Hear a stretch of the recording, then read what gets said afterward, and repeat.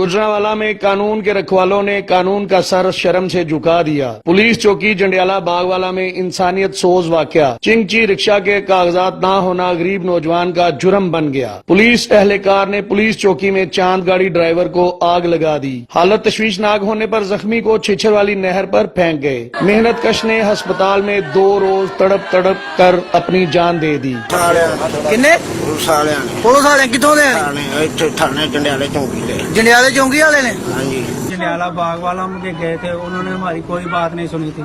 फिर हम आला अफसरों के पास भी गए, थाने में भी गए, सारा को CPO को गए, साड़ी किसी गल नहीं सुनी है। उस वक्त तक साडा बेटा लाहौर शिफ्ट कर दिता है। फिर असीं लाहौर अपने बेटे को लैके उन्होंने इलाज वास्ते जाते रहे हैं, उत्थे चले गए हैं। उस तो बाद उत्थे साडा बेटा फौत हो गया, असीं लैके घर आ गए। पंजाब पुलिस के जुल्म का शिकार होने वाले नौजवान की तीसरे रोज लाश घर पहुंच गई तो बूढ़े माँ बाप रो रो कर इंसाफ की दुहाइयां देते रहे। माँ अपने बेगुनाह लखते जिगर के बहीमाना कत्ल पर खून के आंसू बहाती और सीना को भी करती पुलिस एहलकार को बददुआएं देती रही। साड़ दिता है ते सानू अज लाश मिली है, वो भी तरले मिनटा ना लई जंडियाले चौकी दे विच। अच्छा, कौन सा पुलिस वाला है जिसने इसको आग लगाई थी? अरशद नाम दा बंदा है। आपको आपके बेटे ने बताया ये? हाँ जी, अरशद नाम दा मेरा एक बेटा होर भी नाल गवाह है, जिन्हें अरशद नाम दे बंदे नू खड़दे ते कुट खड़दे वेखिया है। तो आप इंसाफ के लिए अपील करना चाहेंगी ऊपर हुक्मरानों से? हाँ जी, हाँ जी, आला अफसरान से क्या कहना चाहेंगी आप? अही वजीर आला इमरान खान को इंसाफ मांग रहे हैं। साडा शेर गया अखबार दे,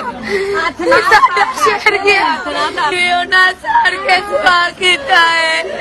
कोई गलती थी सानू बुलांदे, सानू घर पता नहीं लगा ते अगले ने साथ दिता है। साडी ना पुलिस ने सुनी है ना लाहौर सुनी है, सानू इंसाफ चाहिए। तब्दीली सरकार में पुलिस ने बेगुनाह लोगों को कत्ल करना मामूल बना लिया। अगर सानिया साहिवाल के जिम्मेदारान को सजा मिल जाती तो आज एक रिक्शा ड्राइवर की जान ना जाती। थाना सदर पुलिस ने बेगुनाह का कत्ल छुपाने के लिए मकतूल पर खुद सोजी का मुकदमा दर्ज कर दिया। CPO समेत पुलिस के आला अफसरान कत्ल का नोटिस लेने की बजाय गवर्नर पंजाब के शाहाना प्रोटोकॉल में मसरूफ रहे। कैमरामैन मियां नजीर के साथ तौसीफ काश्मीरी, सच न्यूज।